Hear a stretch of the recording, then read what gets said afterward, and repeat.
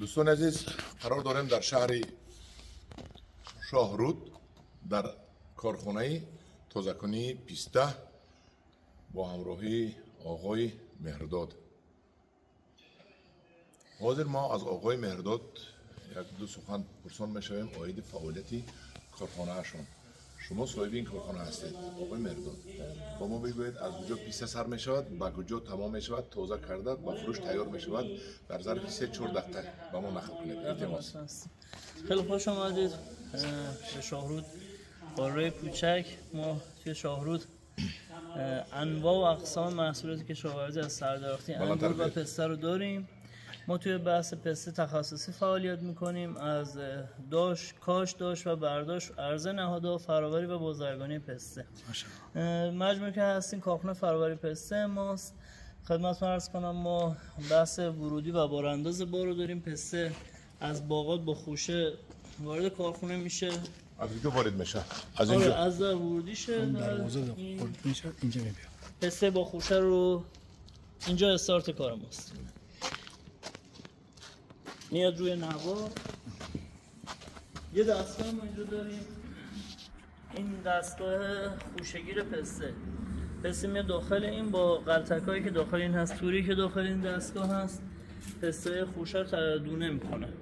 خوشه جدا میشه، برگ و زایات و شاخه‌اش جدا میشه و دونه پسته دونه شده میاد میره روی قسمت پوستگیر.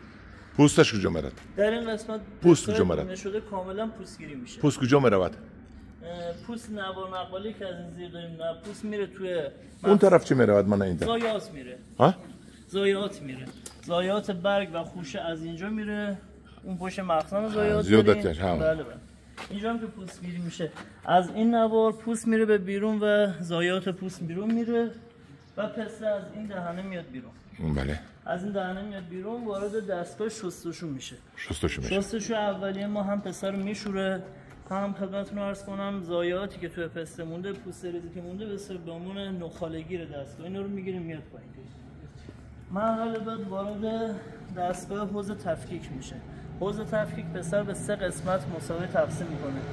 قسمت اول پسته‌ای که کاملا پوکه، قسمت دوم پسته‌ای که نیم مغزه و نارس بوده و قسمت سوم پسته درجه‌ای که خندان ما از این دهنه خارج میشه. پسته خوب درجه‌ای که ما از این دهنه خارج میشه میاد روی رطوبتگیر.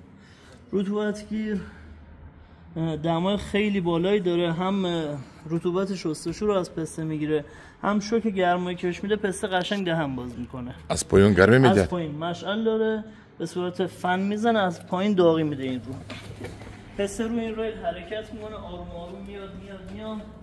حالا اینجا دسته مسیرش نمیشه بری، وارد اون دستگاه میشه که بهش میگیم دستگاه گوگیر. دستگاه گوگیر هم کارش چیه؟ پسته‌ای که روش پوست مونده اگه خرابی داره، زایاتی داره، پسته رو از هم با نیروی مکانیکی و نیروی فیزیکی از هم تفکیک میکنه. نهایتا یه نوار تست دیگه داریم که 6 تا 8 تا خانم میشنن، خطاهای دستگاه رو با دست میگیرن. در داخل بعد از دستگاه گوگیر یه نوار اون انتها داریم در داخل بینو. آره میره اون آخر و نهایتا این گاری آبی ها میخوره. این گاری آبی هم کفش توری داره و به فنای خوشکن وصل میشه. بله. میره به خوشکن، تقریبا 3 ساعت خوشکن وصل میشه و میدون آفتاب 24 ساعت آفتاب میخوره و میره انبار برای سورت.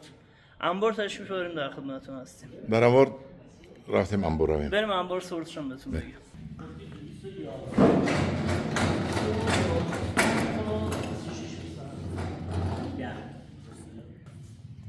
ما اینجا دستگاه کورخندان پسته رو داریم.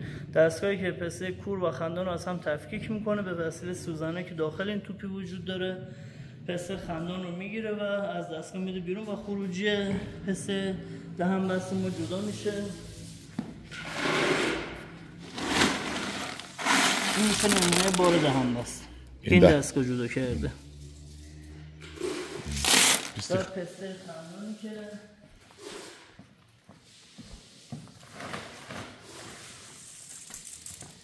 و این پسته خندان و کور رو ما با این دستگاه اصلا جدا میکنیم. کدام نوع است؟ نه نو این پسر رقم اکبریه، این اونس 21 22 اکبریه. تقریبا میشه گفت لوکس ترین رقم پسته تو بازار ایران. این یکم سورت است، یکم نو است. این سورت یکشه. برای سایز بندی میره این دستگاه که این سایز 1 رو به ما داده، اون بار که دوستان بایستن سایز 2 رو به ما میده و سایز 3 و نهایتا زیر قربان. سورت یکش چند پول است همین در این الان توی بازار حدوداً با تون نفروشد، با تون نفروشد، تونش قد فروشد اگر بین 10 تا 11 دلار. 10 11 دلار. 10 11 دلار. بین 10 تا 11 دلار تو بازار ایران خرید فروش میشه. این کارگاه شما در یک سال چند تونه اقتدار دارد که کار کنه؟ ما ظرفیتمون تقریبا حدوداً 700 تن در سال.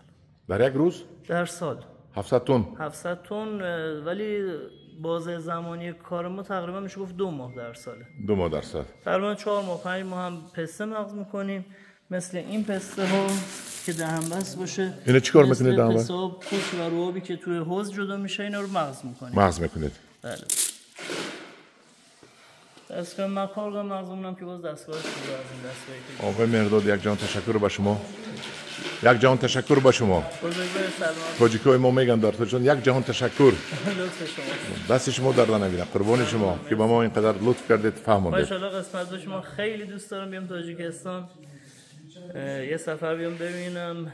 مرحمت. ارق دارم. ما انتظار شما هستیم. سلامت. مهمانی بیاید. نوروز تاجیکستان بیاید. ان شاء الله. ممنون. من یک نوار گرم دوام تیم ملش. همجوران عزیز پیسته نوعی سورت اکبری یکم سورت. نمیدونید. کلون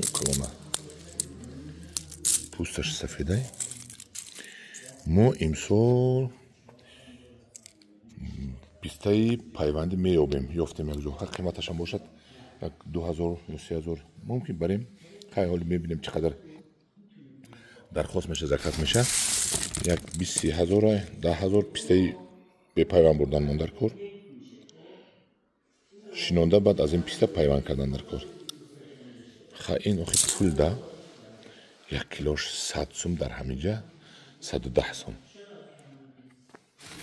در ایران در ما 150 سوم با گمانم که اگر پیسته شود چون که تاجیکستان قیمتی است اینجا ارزونتر است اینجا یک 10 لیتر بنزین در ما 100 سومون اینجا 10 لیتر بنزین در اینا 10 سومون است 1 لیتر 1 سومون است بنزین 1 لیتر 1 سومون است من هم درون عزیز من در باره پیسته من همین خالتا همش پر پیسته است یک نواری کوتاه کردیم خیلی تماشا کنید با خودتون فهمیده که من دیگر کامنتی رو نکردم که بسیارشون ایراد گرفتن که در وقت گپی میزدگی این مردکو تو گپ زدی و ما خودمون میفهمیم خیلی فهمتون نکن فکر میکنم که همتون میفهمید در پناه خدا باشید